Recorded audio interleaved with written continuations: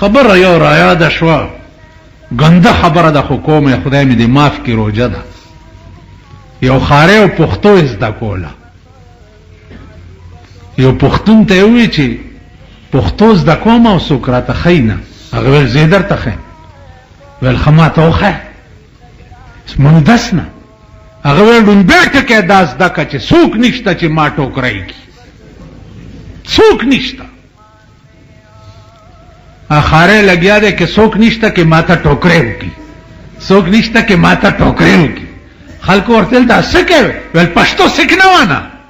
څوک نشته که ما ته ټوکری وکړي. 24 ګنټې لګیا او دا لفظ یادول. پاکستانیان وایي څوک نشته چې مونږ ټوکری کړي، که امریکایي او که جان میجری او که چینی او که روس وي او خو چې مونږ ټوکری کړي. مونږ خپل سفیران ډېر ټوکری توب ته استو. نالت په داسې ملک، په داسې بې حیا او بې غیرته قوم. نو تاسو هم چې اوس چېرته شنه چیرړه وګورئ که نه دا سړه پړه پړه داسې وارخطا شي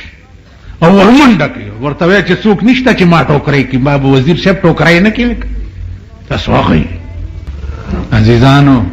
ستاسو زړونو کې خدای نشته. د چاړه کې چې خدای راشي د بل چا بل څوک ړه ته نه باسي، که نه باسي، بل څوک نه باسي ړه ته. اوس تاسو خو په ایمان درته یم عشق مشق نه دی کړی که نه، ما نه پې پوهېږئ. چېرته هلکوالي کې مین شوی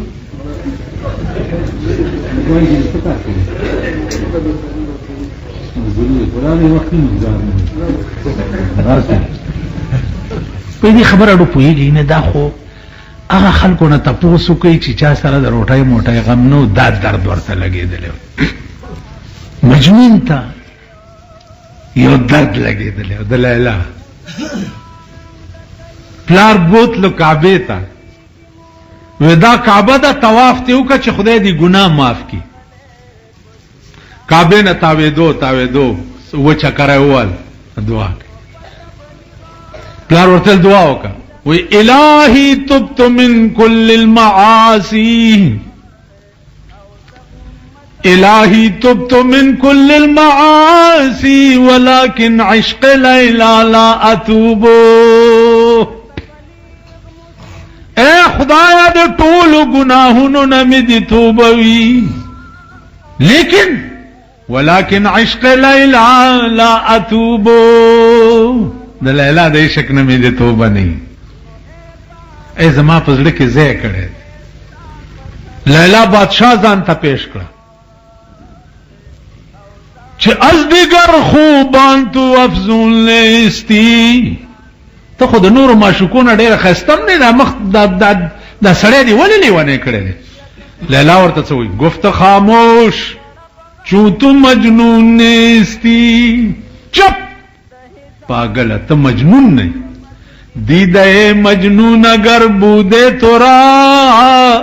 ہر دو عالم بے خطر بودے تو را. کتا دا مجنون پسترگو ماتا ہوکا تو دنیا کے بسر فراز پاغسترگو راتا ہو گورا. تاسو خیال مجنون تا پتا ہو لگے دا جزما پسر بادشاہ سر لیلا خلاو والا بادشاہ سر. بادشاہ تا بوئی سوک چی گفت خاموش وبوئی والله که سپئی ته ووایي چې خاموش. سپئی دې ودرېږه قانون دې لاس کې واغستو. سړی نړه بوټو دي شاید که څه قانون مې لاس کې واغست. سپئی ته ونه وایي چې گفت خاموش چون تو مجنون نیستی. لیلا وا کنه هغه ته یو درد لګېدل او د بل درد هغه څه پروا لرله. مجنون ته پته ولګېده چې ستا په سر بادشاہ سره لیلا باسو. مجنون وی چې گفت مجنو گر ہمارو زمین ہر زمان بل من کو نندے آفرین من گویم آفرین ہیچ کس مدح مندشنا میں لیلا باد بس. کدا د زمکه په سر ټوله دنیا را باندې آفرین وای والله کمه په پرواشتا زما فرین د لیلا کنزل دی درد یو ډکی مجنون د شپې خدای دا ولی غرق شو تباش د لیلا درد پړه کې ولی راچولې دا ولی आवाज ورته د اسمان نو شو چې مجنونه ته په لیلا مین نه د لیلا په مخ کې زما د حسن چمک دی نو ته په حقیقت کې په ما مین په لیلا مین نه اوس دینه پس ته چې په خوب کې د شپې لیلا आवाज وکې نو دا لیلا نه دا الله आवाज دا مال خوند راکړي نو عزیزانو مولانا روم وی چې شاد باش اے عشق خوش سودائے ماں شاد باش اے عشق خوش سودائے ماں اے طبیب جملہ علت ہائے ماں خوشحالوں سے اے عشق کے ڈیر خے سودا زماں اے طبیب جملہ علت ہائے ماں ته چراله د ټولو مرزونو علاج وګرځي دي یو سودا دا د ټولو بیمارو علاج نو عزیزانو زمونږ زړه د خدای کور نه دی زمونږ زړه د خزي کور دی د زوی کور دی د دولت کور دی د روټای کور دی د اقتدار کور دی د منبرای کور دی مړه خدای آرام توبونو کور زمونږ د شیطانت کور د ابلیس توپ کور تاسو د دې ټولو خلکو د چهرو ته وګورئ دار سړی د شکل ته وګوره دار په ایمان یې وایي چې زمونږ شکل ته څوک وګوري هغه ته به خدای یاد شي وایي او دکې گئی ما پرېدم امنا زمون شکل ته چې څوک ګوري هغه ته به خدای یاد شي که شیطان به ور یاد شي زمون هر یو سړی شکل د شیطان دی په دې روزه کې تاسو وګورئ مونږ دوه جنگو کنه د خلینم څه وځي کنه مساله خدا ده چې د نیک سړی علامه دادا ازارو او ذکر الله چاغه ته او کته شي نو سړی ته خدای را یاد شي ز تاسو ته په ایمان وایم او بیا په دې روزه کې درته په ایمان وایم چې په ژوند کې به د هیڅ شي پریشانی او تکلیف درته نه هیڅ خو صرف هغه جبا چې په کومه جبه کې الله جناب محمد رسول الله پیدا کړی دی او کومه جبه خدای ته دومره خوښه ده چې خپل قرآن غوندي کتاب په هغې جبه کې نازل کړی دی د دې خاصیات په عربي جبه کې یو اتشلی اشعار دي اتشلی د هغې اتوشلو اشعارو داغه کتابچی نوم دی قصیده بردا برد اصل کې عربي جبه کې صادر ته وایي دا اشعار چې چا لیکلي دي هغه فالج والے چې فالج والے نو اړه کې سوچ ورغه چې مړکیږي خاصه مړکیږي خراشا د رسول الله صلی الله علیه وسلم په مدح کې څه اشعار خو وایا کړه څه خو لکه رسول الله صلی الله علیه وسلم په خپل اشعار ډیر خو حضرت حسان لوی شاعر او د پیغمبر د زمانه اب چې جمعه تراغه نو رسول الله به ورته خپل صادر وغړولو الله توبه اوس پیغمبر چې چاته صادر وړي دا صد عقل خبره ده صدر به ورته په منبر غړولو، حضرت حسان به پکینولو، پیغمبر به ورته لاندې ناستو او حضرت حسان به اشعار وی او پیغمبر به اوریدل. یو ورځ حضرت حسان دا شعر وی چې ما ان مدحت محمدا بمقالتي، ما ان مدحت محمدا بمقالتي لكن مدحت مقالتي بمحمدي.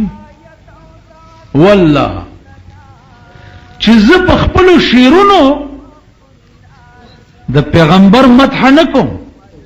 یو خدا چې زه اشعار ویم او د پیغمبر شان په اوچتم، زه تعریف کوم او د شان اوچتم، نه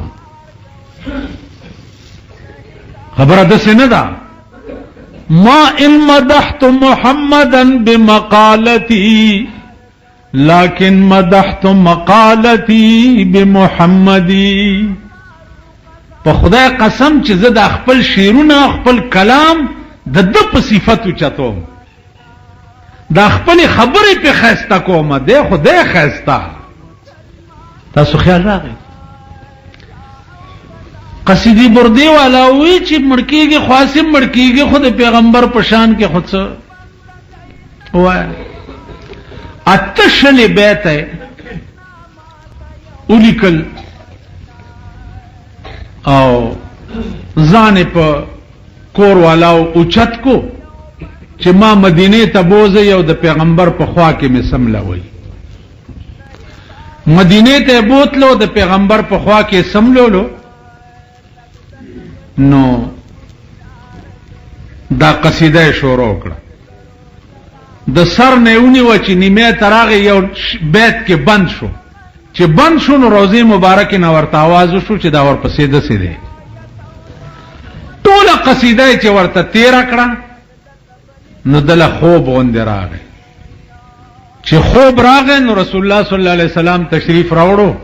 او خپل صادره په وغړولو. چې صادره په وغړولو چې ډیر اویخ شو نو داسې جوړو لکه چې د په عمر کې چرته بیمار شوی نه او هغه صادرم پروتو چې کوم پیغمبر په وغړولو. دی وجنه دی ته قصیده برده وایي. تاسو خیال راغی د دې قصیدې برده د یو یو بیت خپل خپل خاصیات دي. خپل په دې لوړګي کې لوړګي نه چې خیبر ناراضي دلته علی ماجد یو قلعه ده، پاس پکې فوج وسی. هغه قلعه لاندې یو کله دې چینه ورته وي. په دې چینه کې یو مولانا صاحب چې هغه ډېر لوی عالم او د دې قصیدې برده لوی عامل. په هغه ورځ باندې چې د لنډی کوتل اجي چینار د خدای پاکو بخي داغه جنازې لزتله او منو واپسای کی چینه ته ورلم د تپوستا بیمارو کټ کې پروتو یو وړو کې غوندې کورو پکې پروتو کور والا به جامې ګندلې او پاغي به پیسې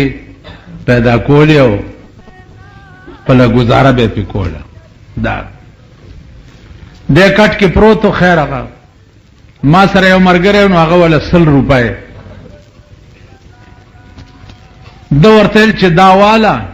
مال د نن ورځې خرچ راغله دی نن ورځې خرچ راغله دی که سبب بیا رانغه او تراله نو بیا به والم او نن خرچ ما ته راغله دا یو اسړې اوسم ژوند دی. ما ورته وی چې حضرت ما ته د قصیده برده کی اجازه وکړه. ما ته بچیا ته ډېر خوشنما غوندې سړی زما ډېر خوښه په ټولي قصیدې برده کې مې درته اجازه ده. ټولي قصیدې هر بیت چې د هر مراد د پاره خدای به قبلای. راشي کنه قصیده برده وسګوري یو بیت دی د پیغمبر په شان کې وای جاءت لدعوته الاشجار ساجدتن جاءت لدعوته الاشجار ساجدة تمشي إليه على ساق بلا قدم جاءت لدعوته الاشجار ساجدة تمشي إليه على ساق بلا قدم. دې سمانا رسول الله صلی الله علیه وسلم چې بار سارا ته وته انسانی حاجت تا پناهی بنوا نو په ګوته به بوټو ته اشاره وکړه بوټو ته چې اشاره به وکړه نو د سارا ټولو بوټو برامنډه کړو د پیغمبر نه به غیر چا پیر پرده وکړه پرده به پی وکړه بیا به چې څو وخت کې رسول الله صلی الله علیه وسلم قضا حاجت وکړو نو زمکه به د فلش کار کولو په زندګۍ کې د پیغمبر قضا حاجت چالیدل نه په زندګۍ زمکه براخ ختم نو دیوی جاءت لدعوته الاشجار ساجدتن اغونو بس سجده کون کې رامنډې والے چې دا ورځ د کومه چې پیغمبر مونږ ته اشاره وکړه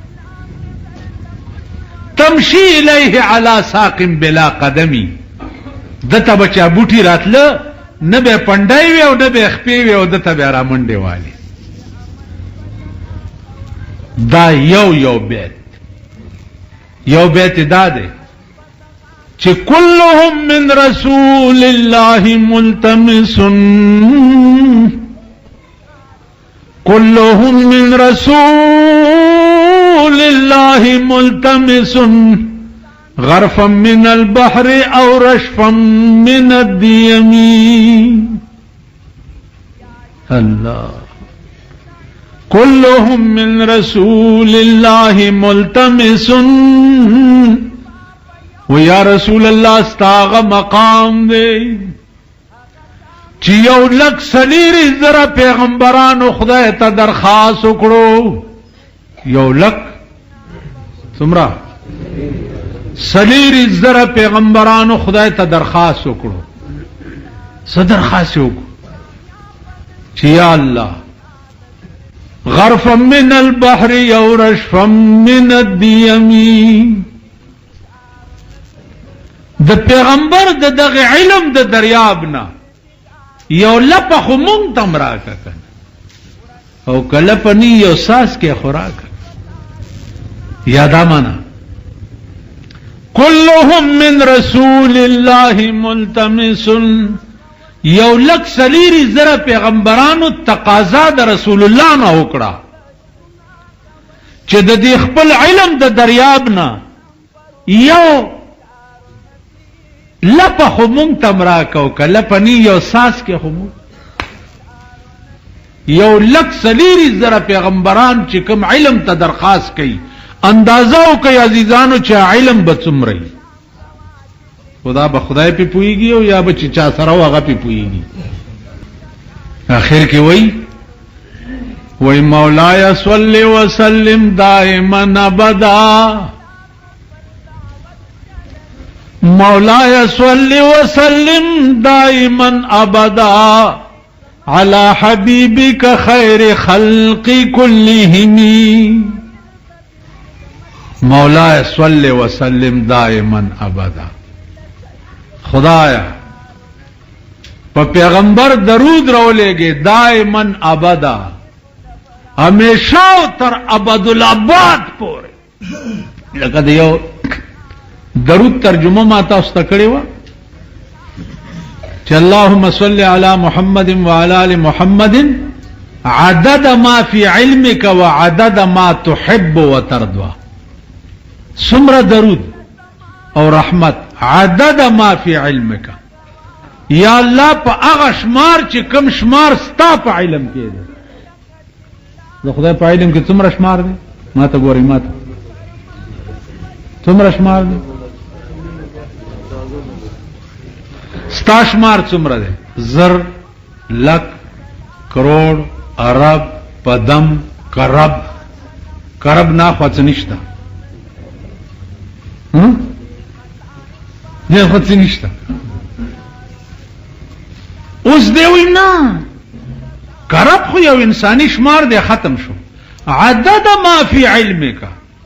په هغه شمار چې کوم شمار ستا په علم کې دی وعدد ما تحب وترضى او خدای په هغه شمار په درود راولېګا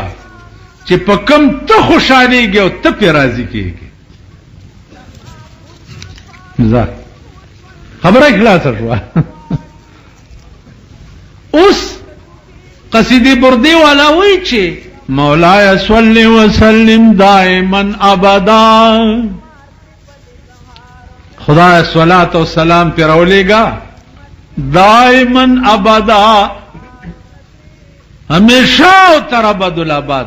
اس دا ابد سے انتہا شتا چا ابد بتر کما پوری بچا على حبيبك خير الخلق كلهم فخپل محبوب جناب محمد رسول الله تاسو خیال اوس هر یو شعر د دې قصیدې برده د دې خپل خاصیت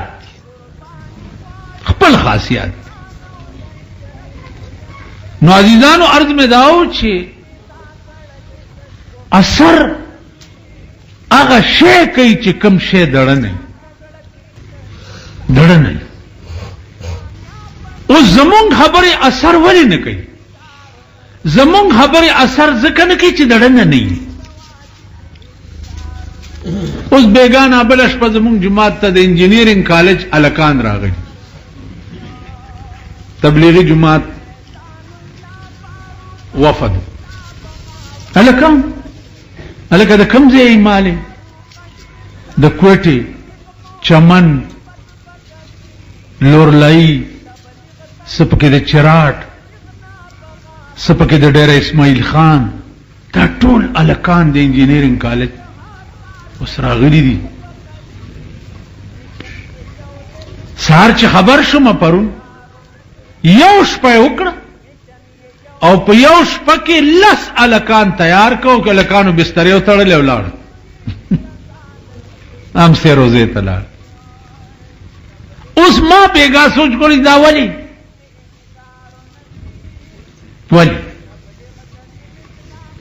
داغه وجه دا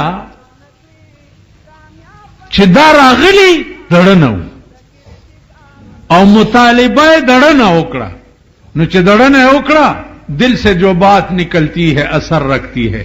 مطالبہ دڑنا ہو شوا سڑی تیار شو زمون خبر دڑنا نہیں کم شے چ دڑنا ہوئے دیکھو گو رہی ستا سڑونو کہ خدای نشتا بالکل ایسے روجیم وجیم نیولی دی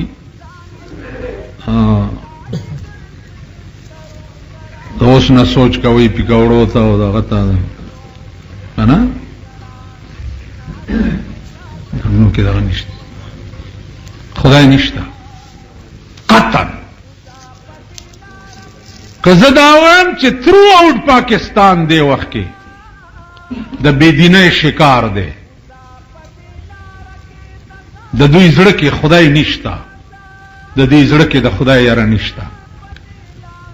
که حکمران طبقه ده د دې رکه د خدای یاره نشتا بالکل نه دا یاره شته چې دا په کوم شي ناستم چې دارا نه لاړ نشي لیکن د خدای یاره نشتا که د دوی زړه کې د خدای یاره وې ته خو ګورئ مسلمان د حضرت عثمان په زمانہ کې په ملکونو کې توسیع شو پینزه ډویژن شو ملک او اسلام خور شو نو د یو قران نه پینزه نسخه کړي اول خو یو نسخه وکړ نو بیا پینزه نسخه کړي او یو ډویژن باندې یو نسخه تقسیم کړه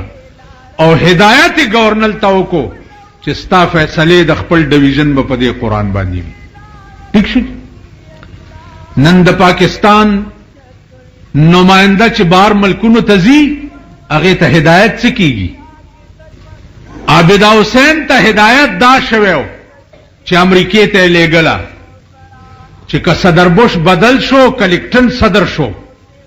نو داسې به پې ګډېږي چې دا ځان پاش پاش کې اګډه د ښځو چې څه فطرت دی خپل فطرت ښکاره کو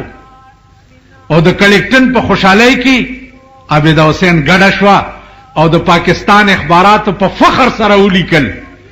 چې ډېر ښه ډانس پکې چې دی عابد حسین وکړو که د پاکستان حکومت کې غیرت وې او ایمان پکې وې او دین او مذهب پکې وې په یو سکند کې به راغوښتې وې او په کور کې به سر لاندې او خپې پاس وړنده کړې وې چې ته مونږ امریکې ته ګډېدو ته لېږلې په دې خبره پوهېږئ ته نالت په دې قوم شه ته نالت په دې قوم شه چې د دې حکومت خلک اوس هم راشي تاسو ورته ټوکرای ټوکرای کېږئ اوس هم